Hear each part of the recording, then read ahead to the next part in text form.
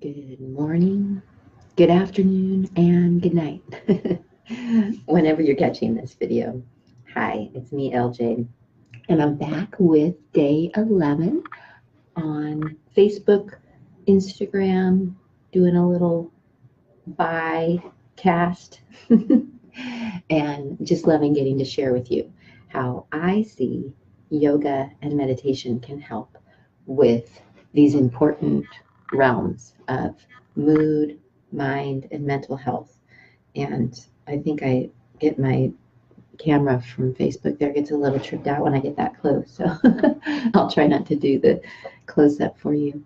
So if you get to join us live, that's really fun. And if you get to catch the recording, great too.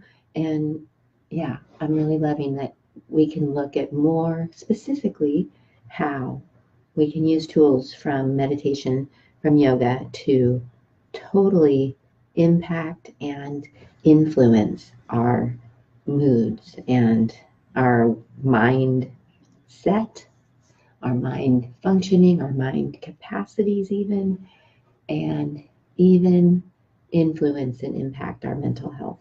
So this does invite you to make maybe a little bit of a leap with that, a belief step, that that's possible, that you could impact that and honor whatever is true wherever you are right now, whatever you have been challenged with and working with and going through, but also deciding to build in more ways to tune into yourself and tune up how you're feeling in what you're doing with your days, and especially how you start your days is one of the pieces I see as super helpful with all these tools, to build them in as part of how we start our days. But certainly all of these are things we can do throughout our days and in our moments, and using them preventatively. The more we stay on top of how we feel, the momentum, the energy of it all is a little bit easier to manage, in my opinion, in my experience. But also you can use it responsibly, that when we are feeling out of whack, out of sorts, in any of the ways that may be manifesting, we can use these practices to help ourselves in those moments too. So I love that. And that I do love that this is all stuff that you get to do to yourself, for yourself, forms of therapy that you can build into your life and your lifestyle, and really as just part of how you're taking care of yourself and how you're handling and even growing yourself and getting to know yourself is part of the coolness of a lot of these practices.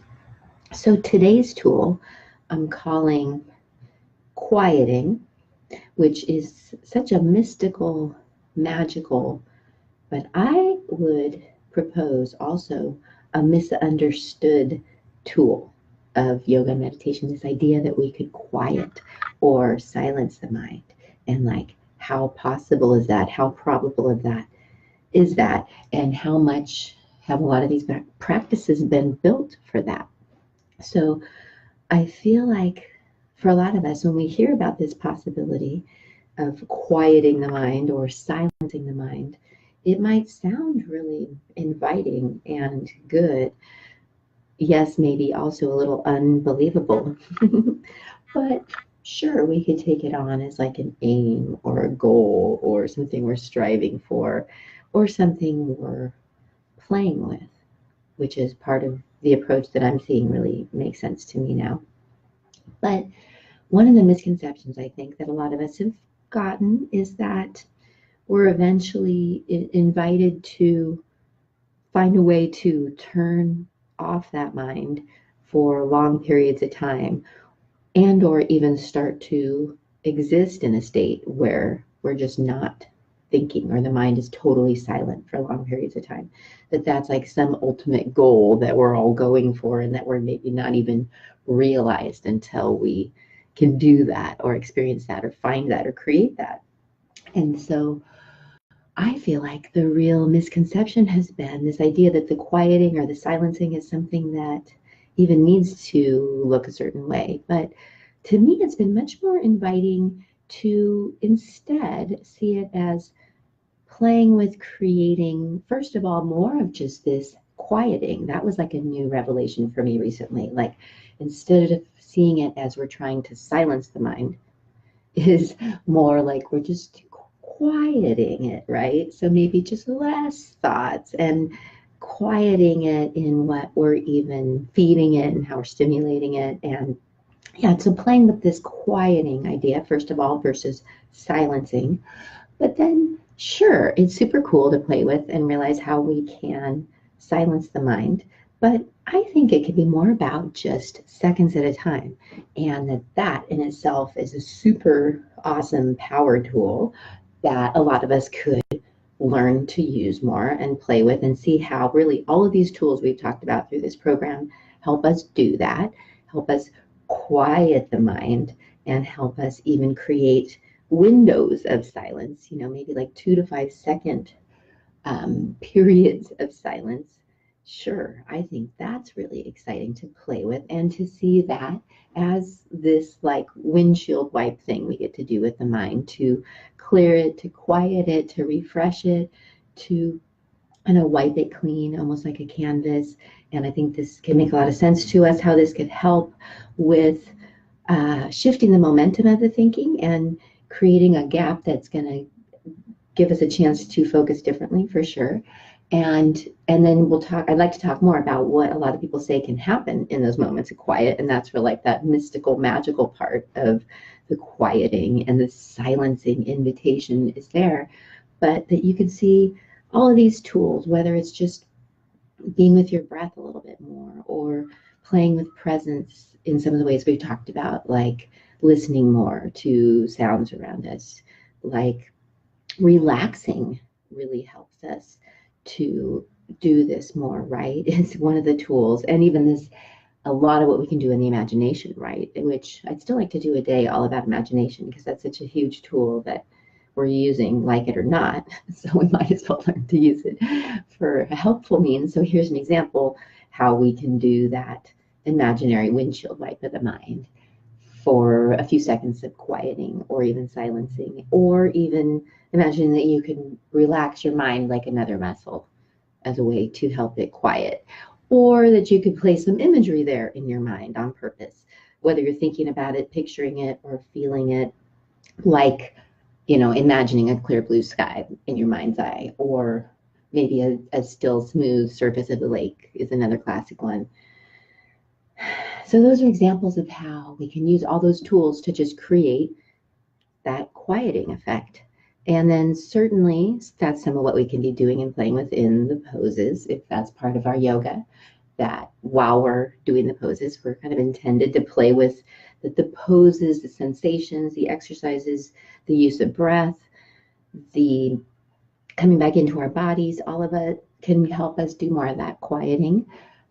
And also just that listening shift, right? Just becoming more of the listener with ourselves is helpful and quieting, because then there's a little less talking to ourselves going on, right? Because at least a part of us is doing more listening than just talking.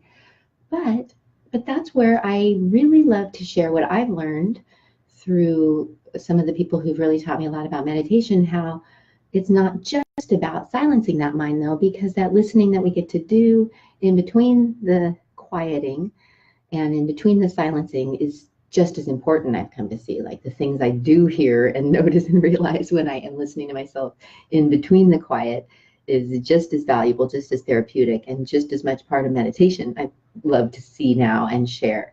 So that's where I feel like a lot of us have been maybe, intimidated by meditation. If we think, and this is one of the reasons I think, this misconception about the quieting. And I see Kim's here, and I know, Kim, I totally got this from Kyle Cease. Like, that's really who helped me see some of the importance of the listening parts and how that is just as important, and not just to shut up the mind or turn it off.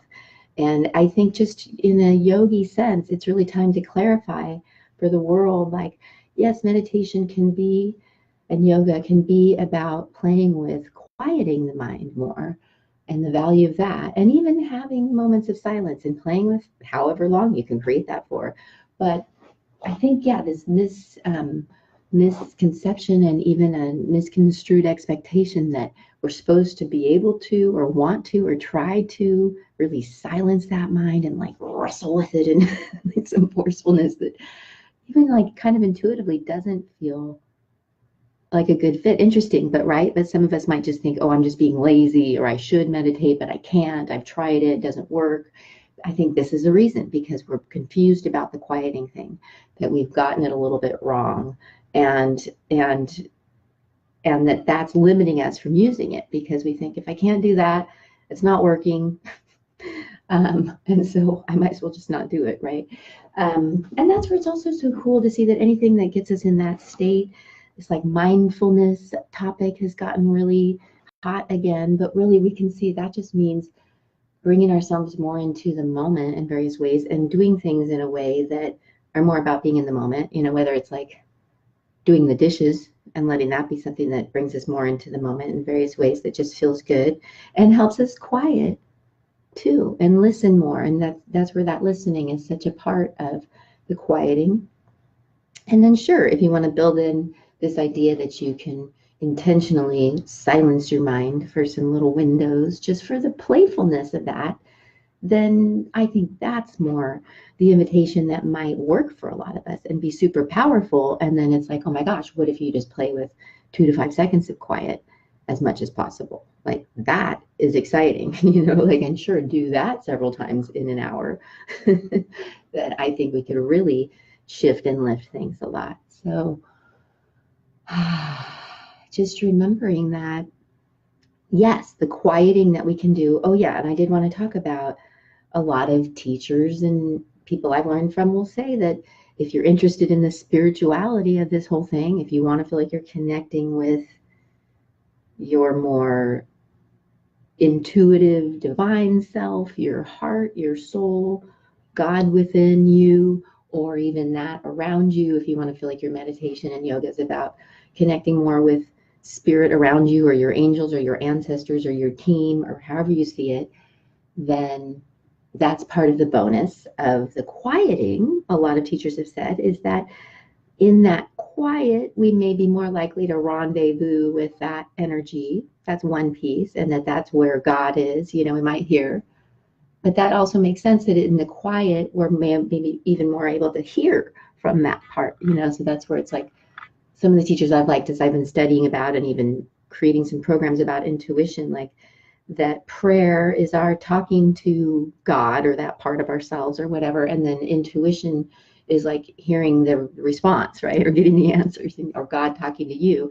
And so that's where you can see those quieting moments where you're giving yourself just more windows of quieting and listening, creates more chance to connect with that energy, maybe that part of you, that part of life.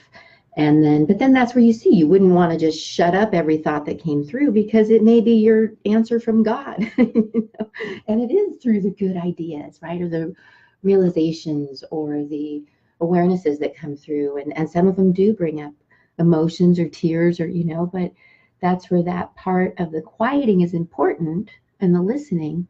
But then to not think when thoughts come through that you've gone wrong, because that's another good reason. Because not only was it helpful to just see what is on your physical mind, maybe you could see it as part of your therapy, getting this out of my window, and just to be more aware of that and dealing with that is helpful, right? But then in the quieting moments, maybe you're more likely to not only quiet that physical mind, soothe it, shift it, redirect it, refresh the momentum, which has a lot to do with our mental health, I think. Right? We've talked about that this whole time, the momentum of the mental health and the mood. It's a thing, right? It's an energy. Yes, and then even energetically to consider what happens when we create those periods of quiet or allow for them. And that's where it's so neat to get in immersive experiences, like for sure, like travel. We're getting ready to go to Big Sur in a couple days, and to consider how things like that really help us do all these things even more, right? Get more present, more listening, more letting all these elements bring us into the moment, and even quiet a little bit more and listen a little bit more. So I'm looking forward to doing more of that. But yeah, I really love this idea that the quieting is a huge part of the medicine. And I think it is a great thing to learn and to feel like we can reestablish our relationship with the mind is one of the ways I've started to see it and say it. So yeah, we do get to do that. And that's where you see there's a psychology going on here with these practices that we're kind of taking a look at our psychology and even changing our psychology. And that's why yoga is a system of psychology more than anything I've learned from some of my biggest, most astute teachers. And so now that's why I'm such a I have to be in your face about that all the time. That it's not a system of exercises, it's a system of psychology. And the exercises are just a place to practice that and a part of that. And it's also a system of energy medicine, right? And that's where the poses, sure, are part of the ways we get to manage our energy. But this is another one too. The quieting is really going to shift our energy, right? Because we know how much those thoughts, for instance, are creating our feelings, thus our vibe. So we really get to shift our vibe with the quieting, we can see.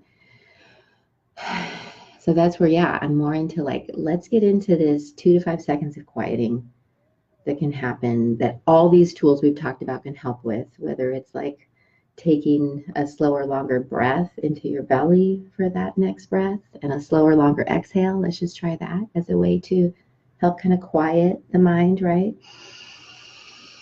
It's a lot about focus, right? Attention, that presence. And then remember how much that listening mode is such a part of the medicine. And part of that is because it's getting us more quiet, just to be more listening. Oh, yeah. And this one too, being willing to be weird and close your eyes. Because, right? That can be such a helpful tool. So I'm totally one of those weird people out in the world now that I might be more willing to close my eyes in even groups or meetings or conversations or workshops, just knowing that it's just become a way that I can in the moment more do all those things and even get a little more listening and quiet and tuned in, tapped in, all those cool things. And then the relaxing, notice how relaxing helps you quiet. And then just the imagination tools too, right? That are so fun, and you can endless possibilities with that. But some of them that I like are that play with just windshield wiping the mind for a few seconds. Just imagining that, thinking about that, feeling that. We all have different ways that we like visualize. Or just mind like another muscle you can soften and relax. And so you can see those are all things you could just do anytime, anywhere, any place, right? Especially if you notice you need it, right? As the quieting becomes like a remedy, like, oh, I'm feeling stressed out, for instance. Maybe I could benefit from a little quieting or something that helps me quiet. Oh, and that's where things like the sound, right? Really, we talked about that yesterday, I think, how sound's such a therapy, whether it's listening to music, right? That helps us quiet too and become a little more in that listening mode. Even if we're still listening to ourselves during it, it's like giving us a place to focus, right? So, and that's where, yeah, that everything's meditation, right? And yeah, so I know this is something I feel like I'm always just getting started on because the thinking can be fun. And I think the thinking that has a lot of value, right? And again, not that we're meant to stop that mind for any long periods of time, even, but just to be able to quiet it, even for a few seconds, to be able to redirect it is a huge tool we get from these practices that I think is going to have a lot to do with our mind and mood and mental health, right? And then remembering how it's all energy is going to be, part of what's empowering to us. And so to know that that quieting is going to be part of how we can shift the energy. Yeah. So the magical, the mystical, the often misunderstood quieting that we can do. But yeah, I think we can re-embrace it, see it as more of a playful tool, not as like a life sentence that's intimidating. And yeah, just enjoy when we do find that we've allowed those periods. And then maybe it does get easier and more of a habit, and we're even starting to rewire how our brains are functioning, right, with a lot of this. So it's very interesting, and I'm still learning a lot about it too. Super exciting. So I hope this has been helpful, and loving you so much. See you soon.